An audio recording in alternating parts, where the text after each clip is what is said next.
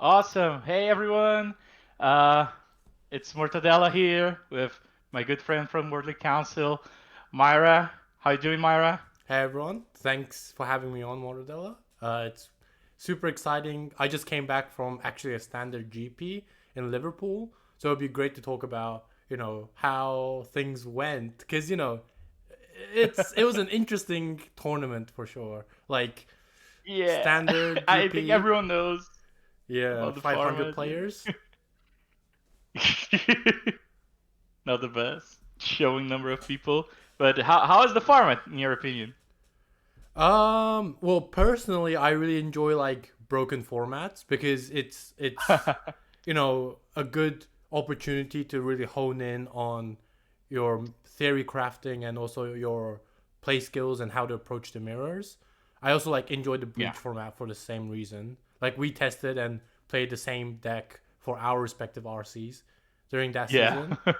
So personally, I enjoyed it, but I also know that when I enjoy a format, it means other people probably don't. So Yeah, I heard the Vivi mirrors are like super skill intensive. Like it's not one of those stupid mirrors that are just like if someone has the nuts, it's over, and then you just it's a die roll competition basically. But yeah, still, it's interesting because it's a game like chess where because your opponent has a kind of an advantage, if they lead on the problematic 2 mana permanents, they have the edge. yeah, So it's about how to catch up in an efficient way. But there are also got like it. the die rolls important. Also like if they have the nut draw with some backup, that's also kind of unbeatable, and there are unbeatable games. So it's I think it's a really fine balance of mixture of both, like skill and Yeah, luck. yeah, that's cool. So the only caveat, the only problem is that we should have other decks in the meta game, right? Not Yeah, just Vivi mirrors. So I think that's the major reason why we're even discussing here. I think it's pretty obvious that we're gonna have bans. Wizards already told us that they even shorten the date to next week. So that's why we're here. We're gonna discuss the possible bans that we're gonna see on Monday, maybe even unbans. I don't know. So I put together like a quick list of cards that might be of consideration. To be honest, some cards here I'd like it's definitely my opinion are gonna be unsafe pretty easily, but still I think it's worth discussing because it's interesting to see how things are gonna be after we get rid of Vivi Cauldron.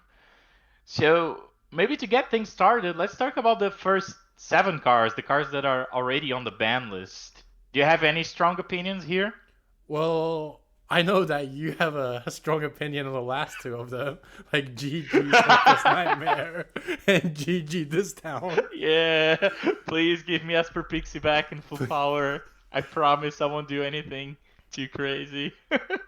Yeah, but in general, my opinion on the first seven, like I kind of liked seeing Bean and Steel Cutter gone. I kind Yeah, of didn't mind seeing Rage gone, and I kind of didn't mind seeing one of the two Pixie cards gone. yeah, but maybe not both. Yeah, maybe not both. Also Please. for Red, I think it's interesting, right? Because before the bans, like the initial 7 bans, like Red was super strong, but it Yeah, wasn't the best deck of the format, and it was like a cautionary ban they took. But they also took out virtually 3 cards because taking out Heartfire Hero also meant they virtually took out Manifold Mouse. yeah, yeah, But exactly. Like the whole Miles package, like, kind of fell apart. Like you still see Amber Heart Challenger, right, yeah, and on Rockface Red deck Village list together. because the base is solid. Yeah, yeah, exactly. And you have like amazing synergy with Rockface Village, which is free.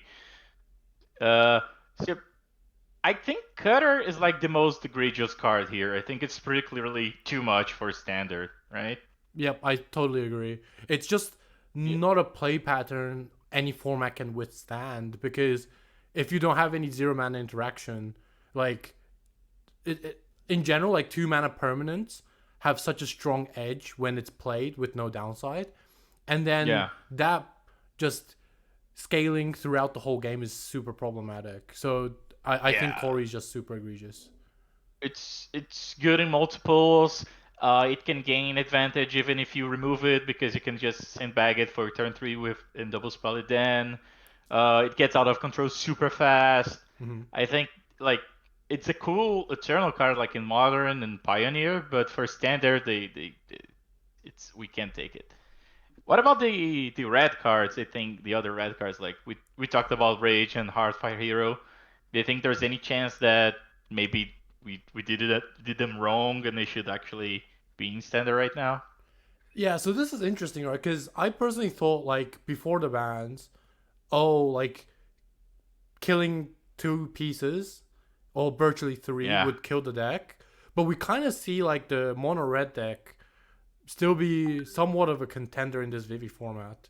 So I Yeah. feel like now looking back, I don't think the red deck now is like good, like solid as before, obviously, but still as Yeah. a deck individually, I don't think it's solid, but it's still performing decently. So I I mean, think both of them it's gone is fine. yeah, it's basically like the only deck that can compete with Vivi Cauldron, which says a lot about Mono Red, right?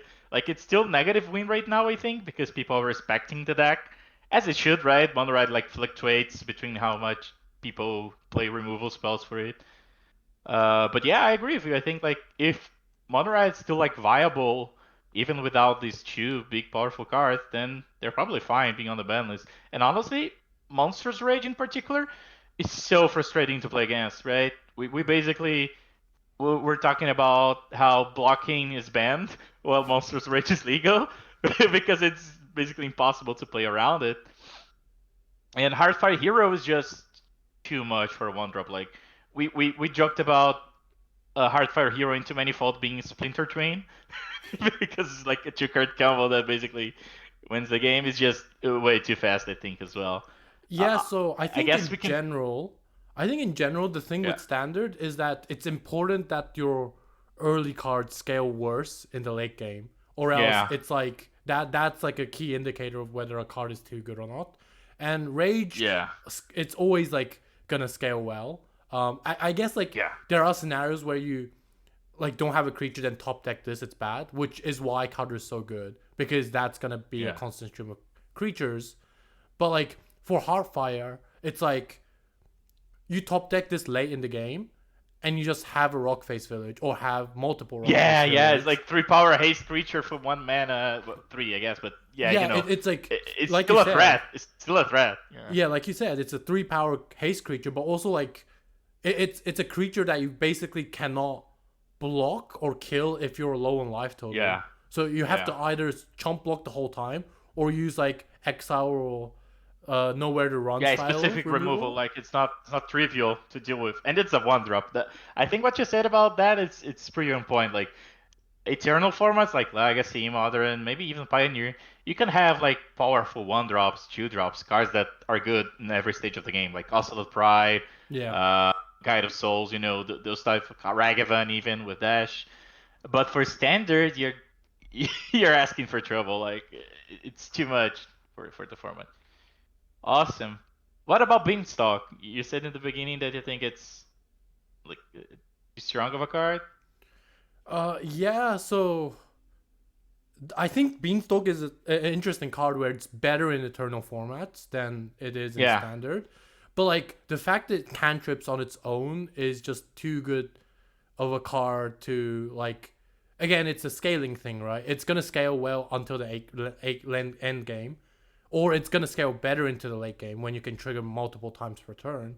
But like the fact it's still fine early, it's I think too problematic. Um, yeah, there's another card here also that cantrips when it comes into play, and it yeah, still totally. is very annoying. We're gonna get to that later, but yeah, I think that's the biggest thing with Beanstalk. Like it just stays there and provides value for the rest of the game as long as you're not dying super fast. It's just an unbeatable engine that even if you remove early, it's still a 2 for 1. Like in my opinion, this card basically nullifies like fair mid-range strategies Hmm. in a way if it's in the format, just because it's impossible to grind out and it's very difficult to interact with. I guess with like turn one duress or something like that, you can Yeah, integrate it. also like it's a good showing from the format, right? Like after Beans got banned, like I played Jeskai Shiko for the Bologna RC. There's like Blue Black is back. Hmm. Jeskai Control's back, Blue White Control is back. There are also like Overlord strategies that's still in the metagame. There was like a Yeah, exactly. teamer sneak and show type of deck with like Calamity and like green and red overlords. Like those overlord package, impending package, is still good alone Yeah. without beans. Yeah, exactly, So exactly. I think it's a fine Which card is to kind of go. also like also a design problem, I guess, right? That you can't print cards that cheat on the mana cost because Hmm. of of Beanstalk. Like the Overlords are fine cards by themselves, but the fact that like it's an early trigger for Beanstalk is just yeah, the card's stupid. What about Abuelo's combo with Omni? This one's super interesting to me because personally I really like the card. I also top 32 spotlight Chiba with Omni thanks to the team. Yeah. So it's definitely a strategy I personally really liked. It was also a good counter to Corey, and I believe like this type of strategy, like reanimator strategy, as long as there are fine graveyard interactions in the format, like there's Cauldron, there's also like Soul Guy Lantern and stuff. Yeah. It's it's fine, I guess. The major I think argument for banning the Blue Eye Omni deck was whether to hit this or Omniscience itself. Yeah. And the problem with Omniscience is it's always going to be the best thing to cheat into play, regardless of Yeah, how you do exactly. it. And like you see, like the Simic Kona deck be somewhat of a contender. I think it's healthy deck, um, but Yeah. Like it's in the it's a format. 3 card combo instead of a 2 card combo now, I guess, Yeah. kind of it. Because putting So Omni in the graveyard is much easier than just doing everything yes. else that So common is to. personally, I don't know. I personally just would ban Omniscient instead of this. Yeah. Obviously, I wouldn't want both of them back if I was to look at the format flat. So I think it's either keep this banned, have Omni in play, or ban Omni and have this back so we can cheat out things like Bahamut. Like I think that's fine. Yeah, yeah. What about like the mana cost? Because this is the only effect in the format that costed 4 mana. And I think on the ban article they mentioned that yeah, for 5 you're okay with your remedy in Omni, but 4 is just way too early for standard. Yeah, I do see 4 mana being like a stretch point of the format previously, but now with like I don't know, with cards like Riddler being super cheap, with like engines being more like streamlined, just due to the fact like this rotation, this standard rotation is 3 years. Like the power levels Yeah. in general gonna be higher. So I feel like Yeah, for 5 and sure. 4 is like it's a acceptable boundary to shift. Yeah. But yeah, I agree with you. I think it's either like we can have this effect for 4 mana and Omni in this new format is Yeah. just too fast. Maybe 5 mana in Omni or just no Omni at all, and then 4 mana reanimate something like Bahamut, as you said. So I think we can maybe put it on probably too strong, I Probably guess. too strong, yeah. Like you also Yeah. made a great point on like Beans kind of like restricting card design space, Uh right? huh. And You I want feel to like put it in the 100% yeah, bracket? and they mentioned it as well, Okay. and I feel like Omni has the same issue, and I think that's why like I personally would just strongly ban Omni instead of Yeah, yeah. Abuelos. I think that's a good point. Like, it's it's more fun if whatever you're reanimating doesn't instant win the game, but actually has like additional hoops that you need to go through. Yep. Well, I guess Omnia need cards in hand to win, but that's kind of easy. What about the Pixie cards? Okay, now I'm trying not to be biased, but you have to hold me back a little bit. Yeah, I'll do my best holding you back. I think you've got more of a better understanding of these cards in general as well.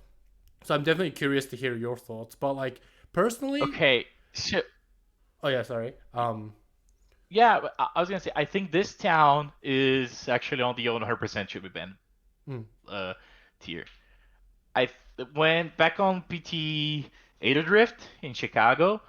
I talked a little bit with someone from Play Design, like what do I think like the pressures on the formats are, and I mentioned Beanstalk because it pressures mid range too much, Monstrous Rage because it pressures like blocking too much, and this down because it makes it so you can play like slow.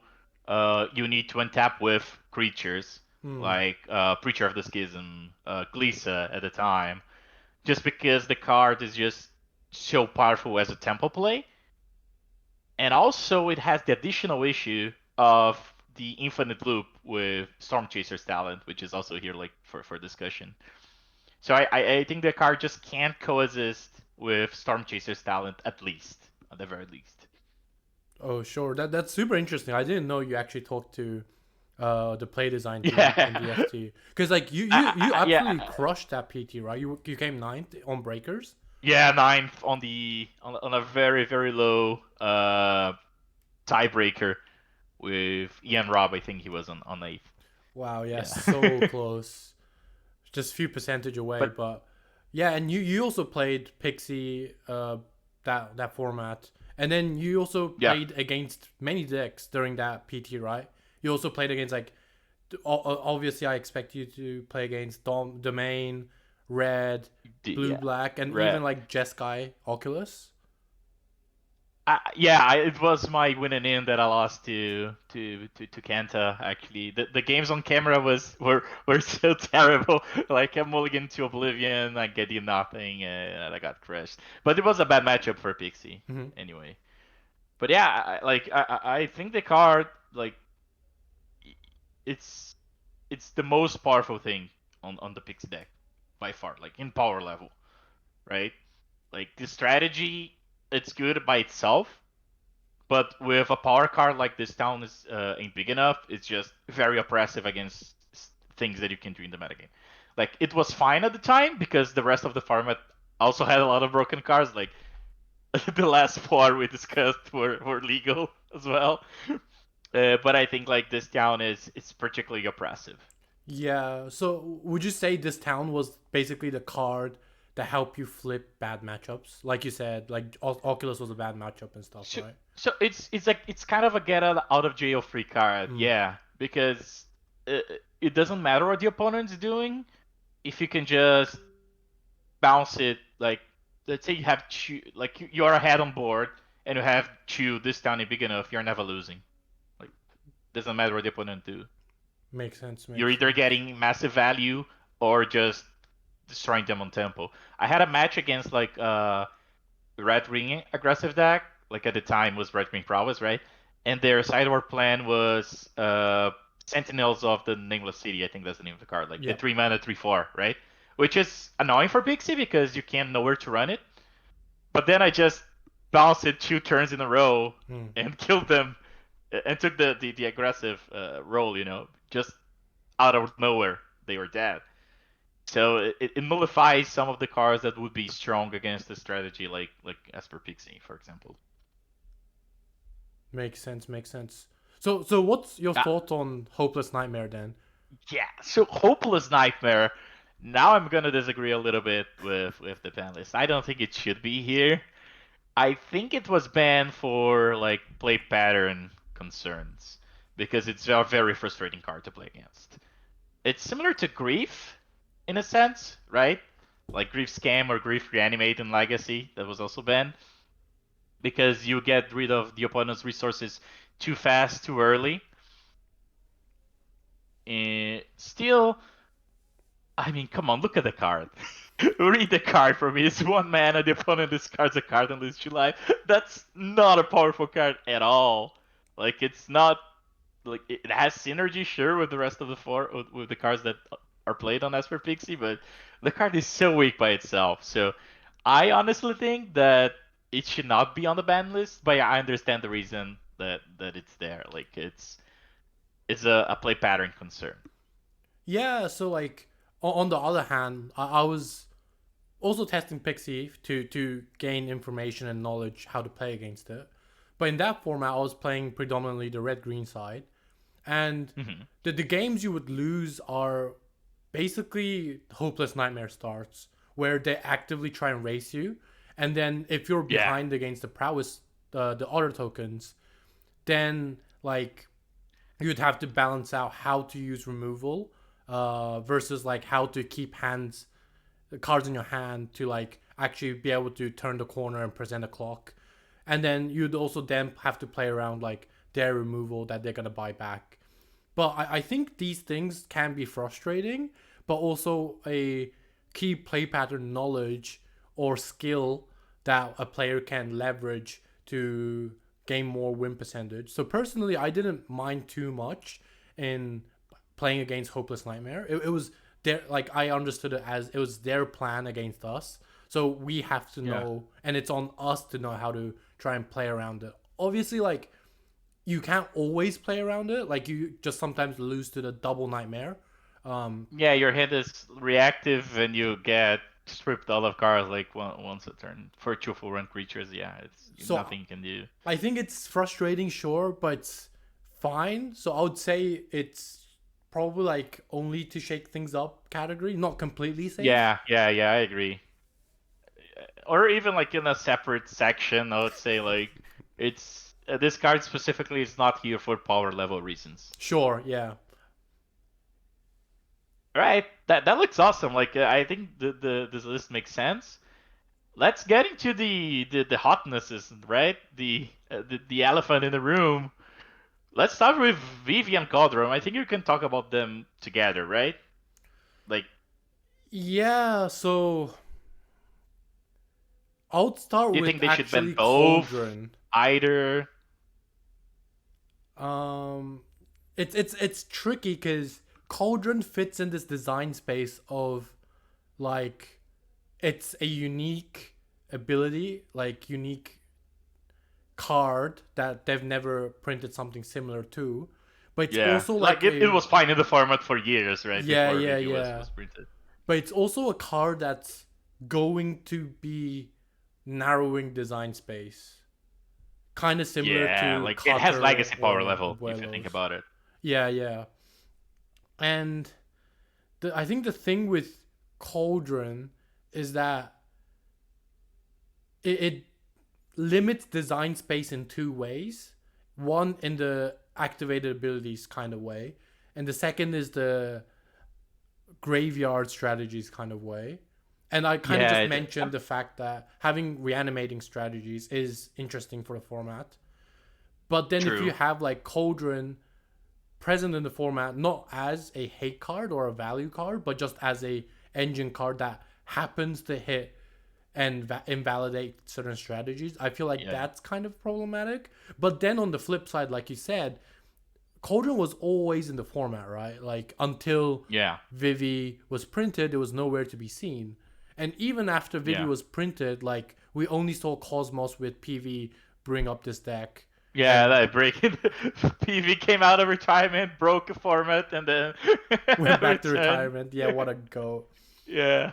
But so my personal opinion on Cauldron is I think if it's going to be a three set rotation standard, it's probably a bit too dangerous because, you know, with a larger card pool, it's a more inherently dangerous card. But with it Hmm. almost gonna rotate, and with Vivi probably getting banned, I would say it's fine-ish. So I would put it under like similar to Abuelos. You know, it's like that card limiting design Yeah, space but interesting. yeah.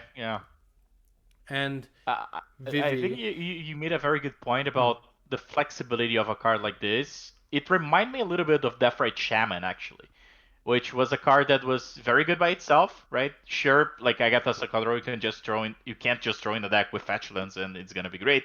You have to build your deck kind of around it. But it has like this side effect of nullifying a lot of graveyard strategies just because it's a widely played card, which sucks, right? We want a format to be diverse, and you don't want like a card that it's inherit hate like just on accident. Well, I'm gonna hate to break it to you, Grandpa, but I've never ever played with this right shaman or never played with instant. Wow, wow, wow. Oh man, you missed on some very cool stuff. But like, yeah, I guess it is similar in that sense, right? It's an engine, Wait, but it's also a hate card. It's cheap. yeah, It's a core part of a lot of like not a lot, but like certain strategies. But like, if you see in like Pioneer, it's legal. People can play it if they want. People just choose not to. yeah, And I feel like that's a good place for a card like Agatha to be in because it's like yeah, interesting card. People can brew around it, but it's not gonna be yeah, yeah. oppressive. So it just depends Like on the format and context, I think. it was very fun in the Roots deck, for example. Totally fair Sure. card. Like, so what about the Vivi then? Well, personally speaking, actually, this is a little story, but right after the rotation, there was the RCQ season, which I know you just one shotted with Pixie, like what a master. But I actually, instead of starting testing Cauldron, I actually tested a prowess build with like consult the star charts, the 8 cantrips, the talents, and the VV Wild Ride RAL package. like he's that mid range deck, Yeah, kind of. like it is a mid range deck. And personally, I felt like Vivi was a combo card. Like you would stock up, get like Vivi and Wild Ride, and try and combo off that way. Yeah, I felt like that strategy was inherently very solid, not too strong, fun play patterns, weak to removal, but also strong against removal in other aspects. And if it's like this, I feel like Vivi is a very, very pushed card, but still in the camp of you can play with this card. I feel like the problem yeah, with Vivi is that when you then like print more pump spells, when you then print a card like Agatha Soul Cauldron, when you have like cards that pump Vivi with no downside like Proft, yeah. then it starts to get Proft, yeah. dicey. So I mean, it's a common trend, but I'd probably put it in a probably too strong limits design space. Yeah, yeah. No, but I think that that makes sense, right? I Fair Vivi is super interesting card. Like it takes a while to get going. Like it says, hey, if you don't deal with this 3 drop that does nothing when it comes into play, you're gonna get into trouble. But we have a lot of those, and they're okay as well. Like Preacher. Uh, but yeah, Vivi has that potential to just get out of control too fast. Like the payoff of survive of untapping with a Vivi is so much higher, and also there's too many combinations that make it unfair. So not in a fair way. I honestly think that I think it's pretty obvious that we agree that Cauldron and Vivi can coexist, Hmm. right, in the same format. Like it's either one of them or both. Like it's not gonna be none. But at the same time, I think Vivi is a fun like puzzle to solve, and it might be like an okay card. Like it's not making any waves in other formats, for example, right, with higher power level. Yeah, definitely. Like what you mentioned was really like important. I think it's an interesting puzzle in terms of play pattern. Like in the mirror match, basically Vivi as a card in the mirror match is a liability because if you play it, they kill it with a braid, then they can eat it with Cauldron and win. They get it, yeah, for themselves. Yeah, But like when your opponent has Profts, they have the advantage. So Vivi becomes a trump card in like it's very high risk, high reward play where you play it. If they kill it, you were gonna lose anyway. But if it survives, you might win. And yeah, I'm just I guess I'm just not sure how long people are willing to play like endure those play patterns. Like player like us, we find joy in broken formats. We find joy in yeah, strong cards and broken play patterns.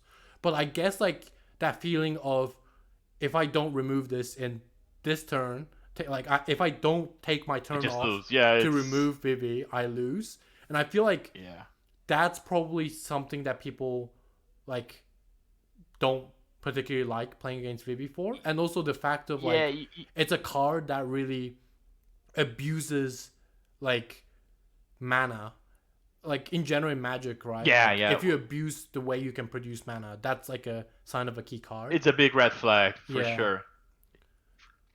So I would say it's Yeah, probably in between like the orange and the red kind of. Like it's probably a yeah, bit too yeah, strong, but not a major issue.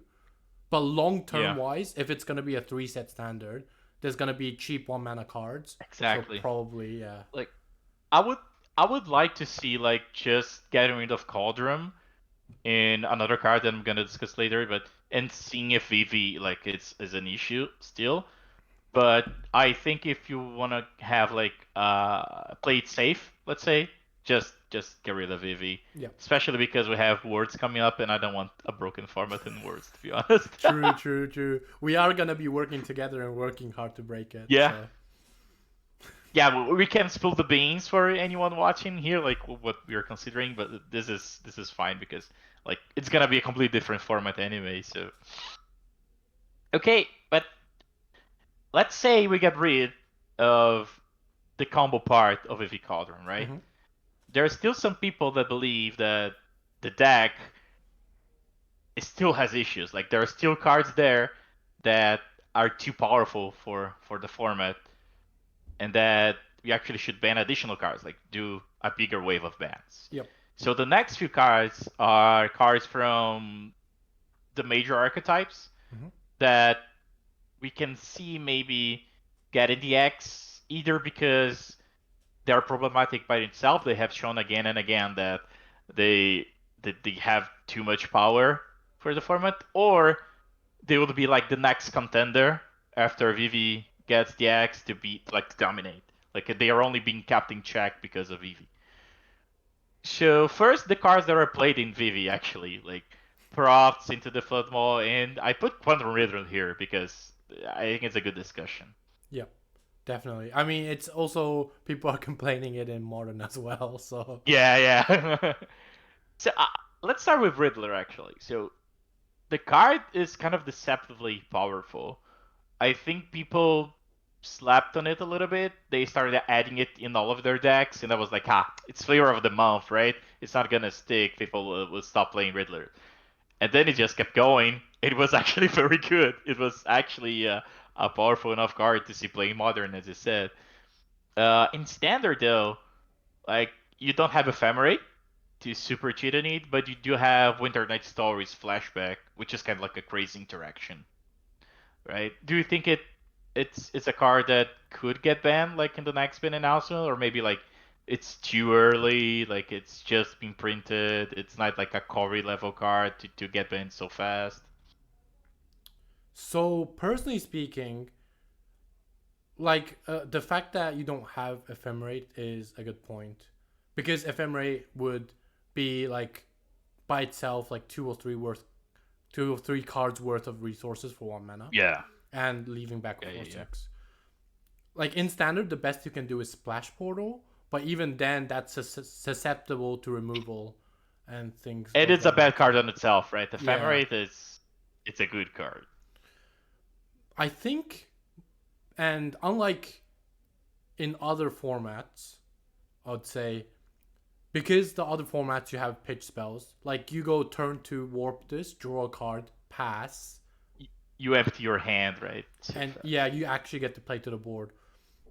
With standard, if you warp this turn 2, depending on the matchup, like that's like, oh, you're really far behind, you know? Yeah, yeah, yeah.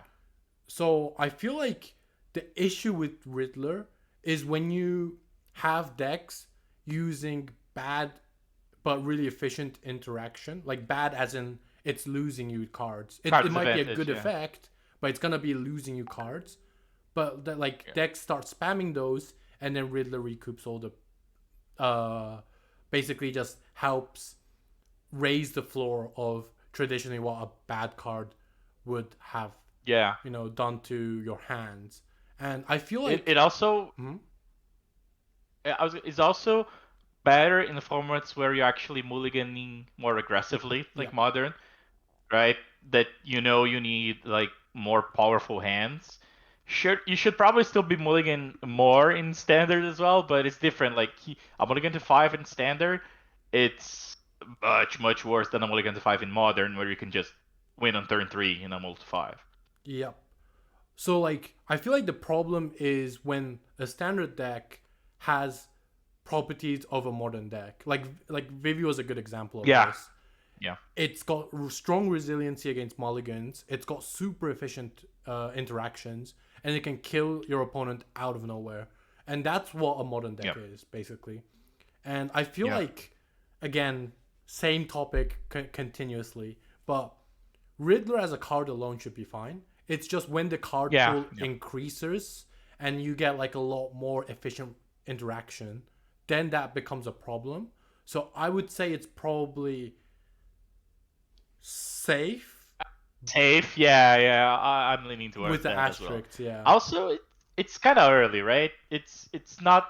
We didn't have enough time, I think, to see the impact of Riddle in the format, especially Mhm. without a deck that is dominating everything, right? It's played there, sure, but uh, I think we should give Riddler more time to see if it could be a problem. But currently, I'm with you. I think it needs extra things to be part of the format to be problematic.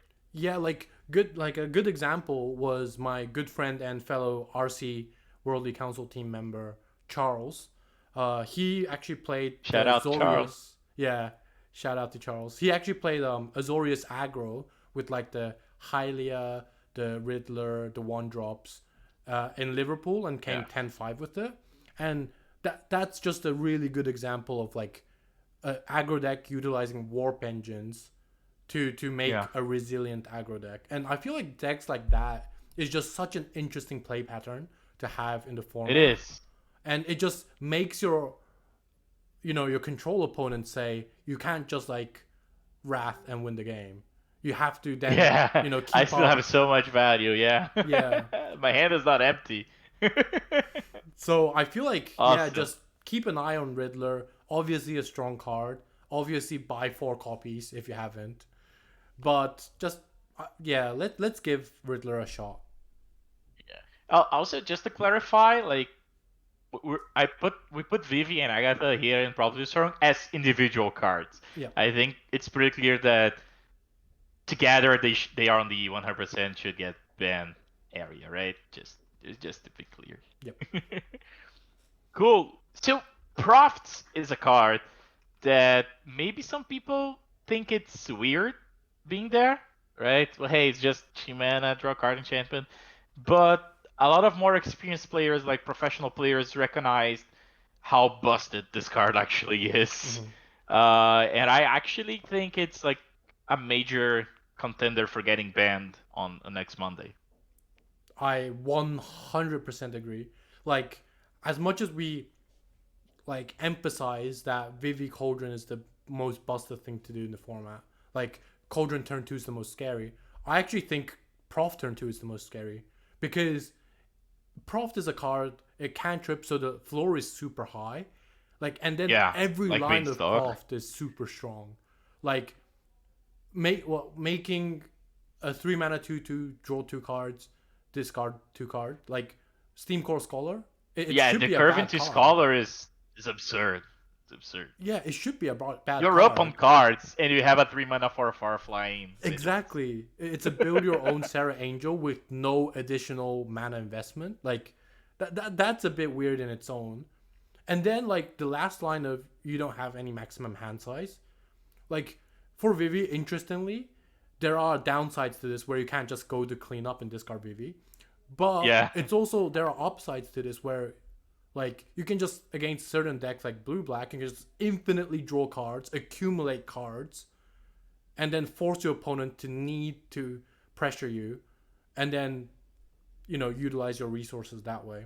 yeah. You don't play to the board. You can just keep the cards in hand and Yeah, eventually overpower them. and Makes it's sense. actually there was an interesting tournament in online in Japan, and it was basically a pre-ban obviously, but it was let's ban Vivi.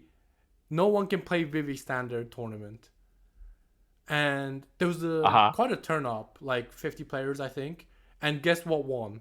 like 5 round Swiss and top Proft. cut. Yeah. So the deck Like that won was actually blue red mid range, and the deck that came second was wow. actually Jeskai Oculus, I think. Yeah, Jessica. I was gonna say, like, we saw the power of Profts in Jeskai Oculus in the past, and I think people keep talking about, oh, Proft is it's just so powerful plan B when you Mhm. do your thing. But actually, Proft is more like the plan A Yeah, because the card it's so powerful by itself that if you're profiting, you're winning. Like you don't need your plan A. Proft is your plan A just fine. So yeah, I think it should be on the 100% should be banned bracket. I think it has shown that it's too much for us in this format. I think the decks that play it, actually, in addition to that, like if you think about it, the EZ based decks, they are so consistent nowadays. Like yeah. they draw so many cards, they loot so many cards, they can they play the same game like every game, and that's kind of frustrating because the consistency is kind of ridiculous for standard, right? Hmm. Like all of these cards together, the shells that they're built, like their stock up, we're gonna talk about it later, but you can do the same thing over and over in every single match, and it's a luxury that many decks don't have. Like if you look at mono red, like sometimes they don't have a one drop on one, sometimes they don't curve out perfectly. But the Easy decks, like the FOMO Prof deck, they're too consistent. Yeah. Also, in terms of like consistency, I feel like and like repeated play patterns. I feel like Proft like outside of like the drawing the cards during game in game. I feel like Proft increases all these consistency because usually when you draw cards, you're not playing to the board. So like Yeah, you yeah, can increase your consistency of a deck all you want, but your board is weak. So that's where aggro yeah. decks and tempo decks can You waste get time you. cantripping, Yeah. But then Proft as a Same with card, Cory, right? yeah, stupid card because it as a card it's fine, it replaces itself, but then it just removes all the downside of overcosted cantrips or overcosted cantrip Yeah, creatures exactly. and the fact you're cantripping and not playing to the board. So it's just basically a good example of a card where if a card has no true downside and if a card is good by itself, Yeah, that the floor combination is very is so high. dangerous. Yeah. If you think about it, like Cory has the same thing, right? You didn't lose the time wasted on cantrips because you were making the prowess token, which was super good. And also it fills itself just like Cory. Like you're drawing cards, which gets you into more cards because you're drawing cards, so you keep it going. Yep. What about Into the Flood Maw? So I saw some people mentioning how the card is just too efficient. Do you think there's some merit there? I thought with World Council member Christian Calcano as well.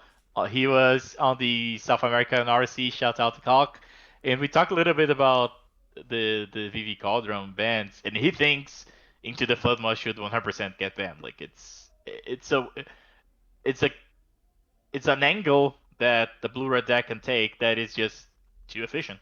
Like the gift part is whatever.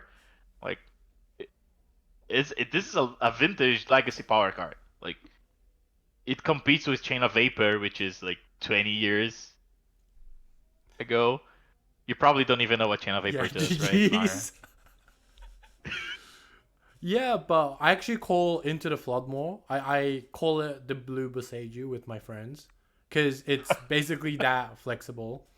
And I think it's a card that fundamentally warps one, the rules of engagement of the format, as well as two, the color pie of the format. Because the thing with blue red decks is previously if you wanted to deal with like enchantments, especially enchantments, you had to play white. You had to splash white to play like Get Lost Yeah. or Destroy Evil. That's what like the Jeskai Oculus did. Also because they were playing the white reanimation package. But another Yeah, big yeah, but part was sure. removal, right? It is part of the cost of deck building to having to have an extra color, right? Yeah. But now with like, well, and then before Riddler, the card was really strong, but it would still, let's say, acceptable because you're down a card, and that in itself Yeah, is kind of costly in it's standard. tempo versus cards, right? But then now with like good recoup engines like Riddler, to some degree with like cards such as Winter Night Stories when you can discard a creature or stock up, that's when it gets kind of dicey because as the card pool increases, the way you recoup advantage and the way you press to the board after getting a good tempo exchange gets stronger. So that I think creates a really negative down spiral for decks such as Domain or Control, where they rely on hard hitting, slightly overcosted answers. Actually, I said overcosted, but a card like Temporary Lockdown should be super efficient. But in the Yeah, face of exactly, Flood exactly. Maw, it just feels overcosted. So I think Yeah, with Riddler exactly. now in the format, it has to go. Yeah. I, I I think we can put it like in major issues, right? Because the cost of a 1 mana bounce spell for anything is just it's it's a as I said, it's a legacy vintage power level card. Like it's way too powerful. Yeah, I agree. I think just the major difference between Floodmore and this town is that this town was actively an engine and a proactive Yeah, card, yeah, yeah, whereas exactly. Floodmore is super good, but Just it's tempo. yeah, Yeah. it's tempo. It's a reactive card. So that's Yep. the difference between those two, I think. Yep. Totally. But it's a pattern, right? As powerful like nowadays Magic is the tempo in the farmer like standard plays a huge role. Yeah. That cards like this are even like in the ban list or up to discussion for ban. I also think though Speaking of it's a format like standard is now more tempo-y, also because of Floodmore in the format. So it kind yeah, of creates like a exactly. negative loop. Yeah. Speaking of tempo, Hmm. let's move to other decks in standard that people were talking about. I put together like I think in my opinion the three major cards in Dimir mid range. Kaito, Intercurosity, and Floodpits Droner. What do you think about blue black mid range after the bans, after Vivi Cauldron gets dealt with? Well, initially, right after the initial 7 bans, there was like a 2 week period where blue black was everywhere. But then, like Yeah. with I don't know Boros aggro, green red aggro, Esper Pixie becoming a deck, it kind of cooled down. So I feel like Dimir as a deck has flaws like any standard deck should have. Without the 4 mana permanence, it's gonna flood because of its um, deck configuration, and it has a hard time being on a draw naturally because it's a very tempo deck. And I feel like that's just a really okay play pattern to have in standard, where there will be like big mana decks trying to feast on the mid range decks and the control decks, and this is just a good counter to those decks.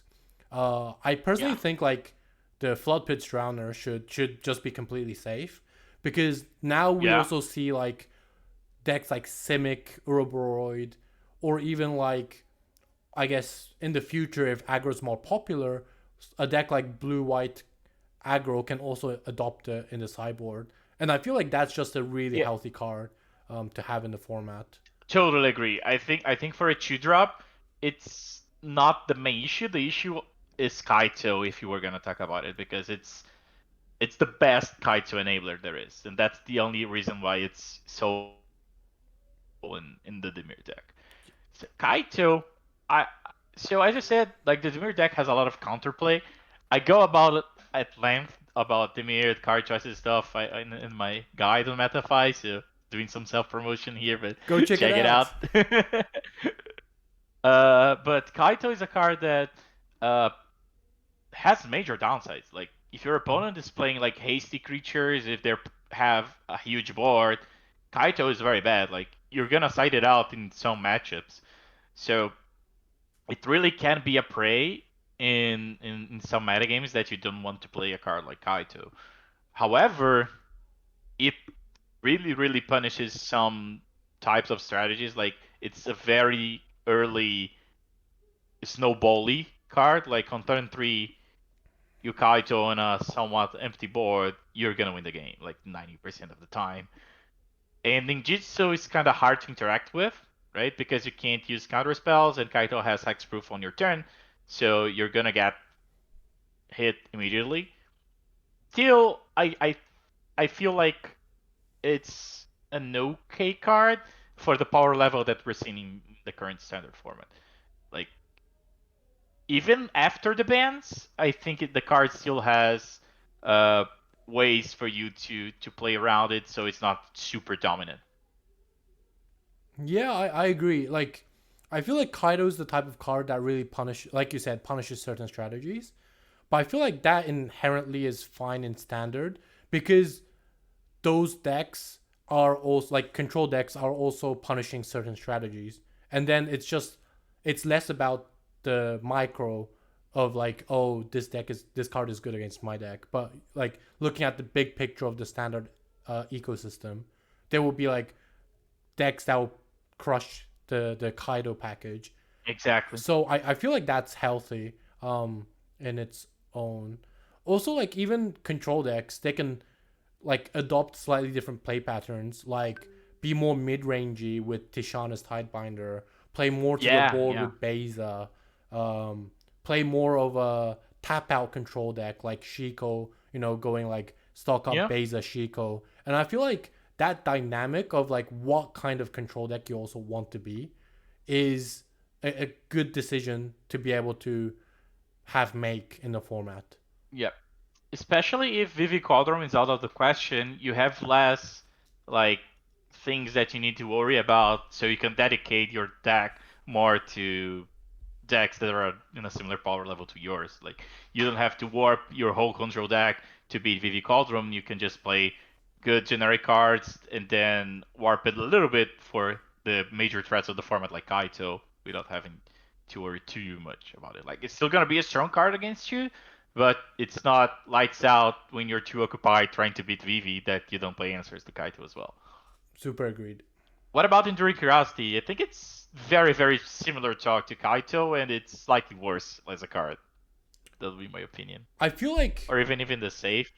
I feel like it's safe just because with it being one colored, like you basically give a flexibility of aggressive decks trying to play cards like Enduring Curiosity or even like Floodpits Drowner to combat certain strategies. And I feel like that's just a good sign of a deck building decision people can make and should Perfect. be able to make in a format. Awesome. I agree. So, what about the red decks? After Vivi gets dealt with, do you think Mono Red needs a nerf? I think the Screaming Nemesis would be the only card that we could really consider it like the most powerful, probably the most powerful card in the red decks currently. Do you Uh, think red could be an issue that they should preemptively ban Nemesis together with Vivi? I think Nemesis as a card is very, very, very pushed. Like I think it's Yeah.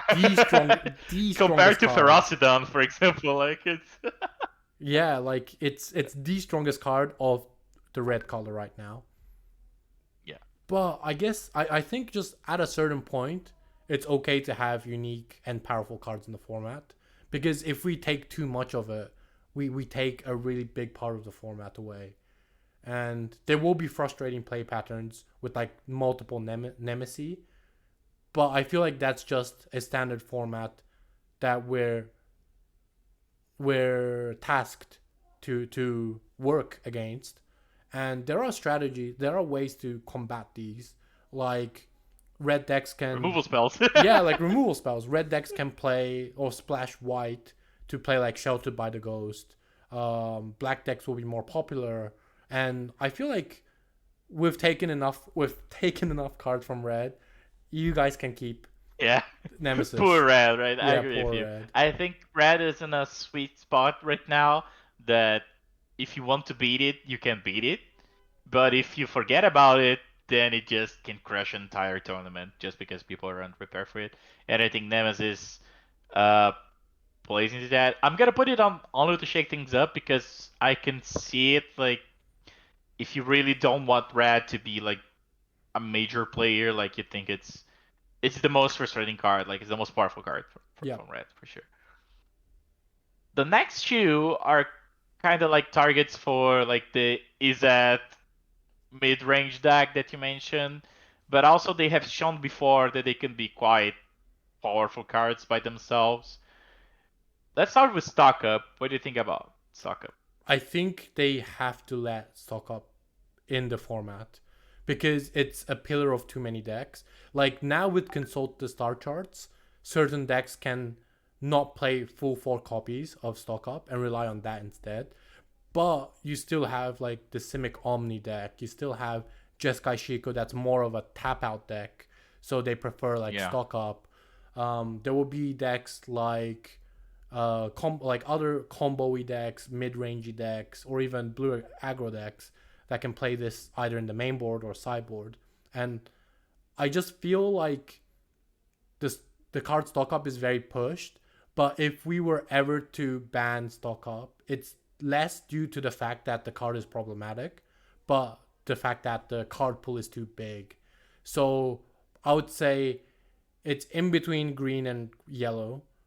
Probably, I personally think it's in the green, but Safe, yeah.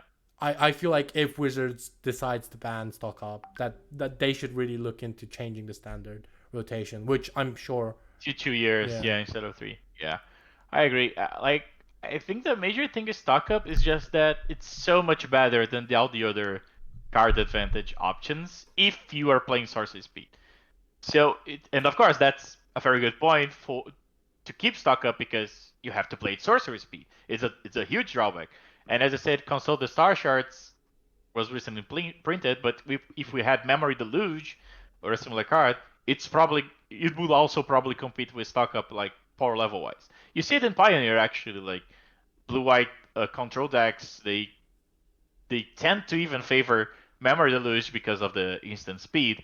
So it shows that Stock Up, even though it's the best divination we've ever seen, right? It's still a divination Yeah, like definitely. level card, like with the drawbacks that a divination card has. Definitely. Also, like a good point you mentioned, like how there are key decisions to favor certain similar cards over stock up. I've personally experienced that before playing Cauldron. I just thought stock up was the best card, and it's broken, let's say. But like now playing with Winter Night Stories, like I feel like Yeah, generally speaking, those cards are very, very close in power level. Or if not, yeah, for Winter sure. Night Stories is underestimated. And I feel like Stock Up is a type of card that is easy to gain attention. But if you look deep into it, it's like not oppressive, it's not like, oh, you Yeah, can for only sure. play stock up and that's it. Like there are other options with higher upsides and downsides. So I feel like that variation of being able to choose based on what deck or format is just very healthy. I think Stock Up like says a lot about deck building Yep. because in a vacuum, like Stock Up, it's like the default like easy card to choose. But once you start taking into consideration the rest of your deck, you're gonna see cards like Console Star Shards, Winter Night Stories, uh, that they trump the raw power of Stock Up by being more synergistic, Mm-hmm. which is great, right? I think it's good that the card is not generically too good that it overshadows the synergistic cards, which is a very good sign. Yep, I agree. So finally, Stormchaser's talent. Your favorite card? Uh, yeah, I was so biased here, but I want to say that I recognize. I think this card has been a problematic-ish card for a while. If you look at like frustrating play patterns, like it provides infinite loops. Like currently, we only have Get Out basically as a card that can infinite loop with Stormchaser's talent, but in the spoilers for Avatar, there's a 1 mana bounce that draws you a card if you control the permanent, which is also a loop with Stormchaser's talent. So the way I see it is that the card has a very good ratio, right? A 1/1 1/1 prowess creature, it's okay. And then it has inherit card advantage with the 4 mana mode, which can lead to loops. And then finally, it's a win condition on itself. So the card has a lot of things going on, a lot of power thrown into it. Uh, the thing is, do we consider it too strong? Do you think the card can be a problem in this 3-year rotation format? So I think Stormchaser's talent is the best example of a card scaling too well into the late game. My friends and I in Japan, we kind of joked that when we were playing like matchups, right? Like when I was testing for GPs or like RCQs, and I was playing like a Stormchaser's talent deck against Dimir, I would joke saying that, oh, this resolves. Oh yeah, 1 mana beat blue black, and I feel like that says a lot, you They know. can deal with it. Yeah. So I think it's the perfect example of a card where it basically ticks all the red flags of what a standard card shouldn't do, but just Yeah. because a lot of the cards or pieces have been taken away, it's somewhat pushed Manageable, down. let's say. Yeah. But now, Yeah. like you said, with the new Avatar card, I think it's time to go. Like I would probably say it's close, if not same power level as Into the Flood Maw, where Yeah. it's I very was thinking on universal. major issues as well, like putting close to there. Yeah. Like, I think the card has proven again and again how like stupid it can be, like for how much power it has, how much card advantage it has. As I said, like card 1 drops that are good into the late game, right? It's not something that standard can easily support. Mm-hmm.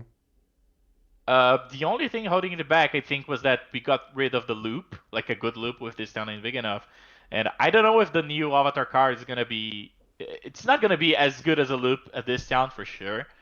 But still, it could be like the thing that pushes it over the limit again. Yeah. Because when this Downy Big Enough got banned, I would be fine with you banning Stormchaser Style instead. I think like they were like a 2 card piece. Similar to Agatha, Cauldron, and Vivi, honestly. Like you can maybe have one of them, but not both. But now I think it's the card by itself, it's just too much pressure on design as well, right? Mm-hmm. Like if they keep printing cards that infinite loop with it, if it's too hard to get rid of, like it nullifies some strategies as a win condition. So I'll probably, yeah, I agree with you. I'll probably put it around here on the major issues. Yeah. Also, another part about design, card design, it's also the card that very it punishes wizards for printing a good 1 mana interaction card because the play Yeah, pattern of yeah. like interact or like 5 mana, do it again. Yeah. yeah, play this, use 1 mana interaction, push for damage, have a board stall, bring this back with level 2, interact, and then push for damage is something that's very, very, very powerful from this card. And yeah, like need to be careful with the loops, need to be careful with the 1 mana interaction, need to be careful with Late card game power, like advantage. returning suck up 6 mana level up. Like it's, as I said, in condition by itself, like you can play aggressively with the prowess and getting something back, but you can also play defensively, like building up a huge hand, trading 2 for 1 endlessly with your opponent. Maybe with Into the Flood out of the equation, it's less problematic, but I don't think it's gonna be enough, honestly. Yeah, I agree. So yeah, Cool. this So looks very good. yeah. So I don't know if they're gonna like. I think they're gonna go with both Cauldron, Vivi, and then Profts. I think those are gonna be the 3 hits. And if they want to like make like major changes, they might go after Into the Flood Maw, Stormchasers, and maybe even something like Kaito. Honestly, like if they really want to to to to make it a fresh format, and they think that that could be an issue in the future. But yeah, I think they're gonna need multiple bans. Like I don't expect less than 3 bans, honestly, next week. I know you Yeah, could just go, oh, let's get rid of Vivi. You're good to go. I think it's gonna be a bad play. yeah, with like the worlds coming up, so the viewership being Yep. important, with the 2026 Spotlight series coming up in I think Atlanta and Leon. I think it's February, right? Oh yeah, February. Might be January. Yeah, January, February. And then with the RC season coming up, I feel like Exactly. they're gonna be using this opportunity to make a major ban as well. I think, Yep. like you said, one of the two Vivi Cauldron cards, or if not both, I think Proft should very strongly go. And then personally, I would give a huge round of applause and a hats off to Wizards if they make the big brain move of banning Stormchaser's Talent and Flood Maw. But I feel like Yeah. it's just gonna be Proft and the Vivi Cauldron cards. Yeah. I think they have the bigger targets, but I would love a format without like Yeah, Into the Flood Maw and Stormchaser. I think we got enough of those. They've shown that they are too much for us, and like I don't think they should ban any of the cards here. They can ban Hopeless Nightmare as well. I wouldn't mind, but if they do ban cards in this row, I would also be fine with it. Like just to shake things up to see new decks. But yeah. I guess it's also an All right. important conversation just before we wrap up. Is like Yeah. with Throne of Eldraine's kind of rotating soonish, would they unban things or ban things out of that set? That's also I think interesting. Yeah, I guess like it's you can take in consideration like longevity for the remaining cards, right? Hmm. I think if the cards are close to rotating, you're more incentivized to ban them, Sure. just because yeah, it's you're sure that it's gonna go away eventually, and you don't want to ban something that might prove to be okay for the format in the future, Mhm. right? I guess So kind for of similar example, to when they banned like the familiar Teferi and like that huge ban that they did uh-huh. previously. Yeah, that's a good point.